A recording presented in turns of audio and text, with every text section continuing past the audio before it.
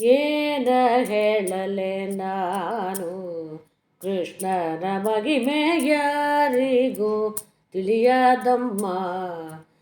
ಏನ ಹೇಳಲೆ ನಾನು ಕೃಷ್ಣನ ಮಹಿಮೆ ಯಾರಿಗೂ ತಿಳಿಯದಮ್ಮ.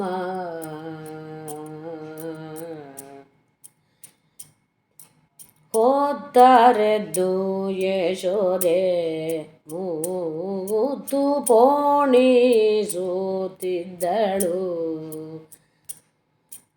ಹತ್ತಿರಿದ್ದ ಕೃಷ್ಣ ಬಂದು ಒಂದು ಮುತ್ತು ತೆಗೆದುಕೊಂಡು ಸುತ್ತಲಿದ್ದ ಹುಡುಗರ ಸಹಿತ ಹಿತ್ತಲೊಳಗೆ ಬಿತ್ತಿಪೋದ.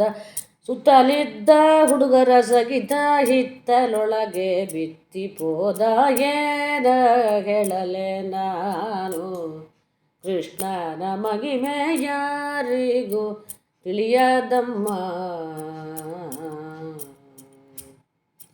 ಪರಿಪರಿ ಚಿಂತೆಯಿಲ್ಲದ ಯಶೋದೆ ನಾರಿಯರ ಕಳುಗಿದಳು.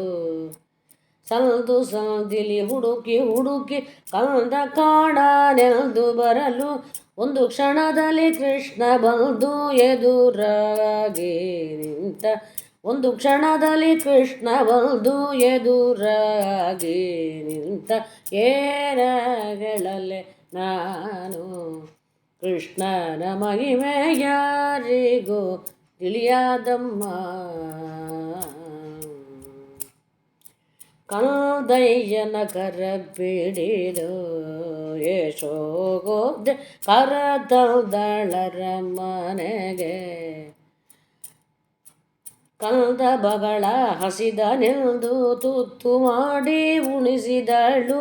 ಮುತ್ತು ಏನು ಮಾಡಿದೆ ಎಂದು ಸಿಟ್ಟಿನಿಂದ ಕೇಳಿದಳು. ಮುತ್ತು ಏನು ಮಾಡಿದೆ ಎಂದು ಸಿಟ್ಟಿನಿಂದ ಕೇಳಿದಳು. ಏನ ಹೇಳಲೆ ನಾನು ಕೃಷ್ಣನ ಮಹಿಮೆ ಯಾರಿಗೂ ತಿಳಿಯದಮ್ಮ. ಹೆತ್ತ ತಾಯ ಕರೆದುಕೊಂಡು ಹಿತ್ತಲೊಳಗೆ ಮುತ್ತಿನ ಗಿಡ ತೋರಿಸಿದ. ಹೆತ್ತ ತಾಯ ಕರೆದುಕೊಂಡು ಹಿತ್ತಲೊಳಗೆ ಮುತ್ತಿನ ಗಿಡ ತೋರಿಸಿದ. ಪಂಟೆ ಪಂಟೆಗೆ 8 8 ಗೊಂಚು ಗೊಂಚು ಜೋಲುತ್ತಿರಲು ಕಡಿದು ಕಡಿದು ರಾಶಿ ಹಾಕಿದ ಪರಮ ಪುರಂದರ ವಿಠಲರಾಯ. ಪಂಟೆ ಪಂಟೆಗೆ 8 8 ಗೊಂಚು ಗೊಂಚು ಜೋಲುತ್ತಿರಲು ಕಡಿದು ಕಡಿದು ರಾಶಿ ಹಾಕಿದ ಪರಮ ಪುರಂದರ ವಿಠಲರಾಯ.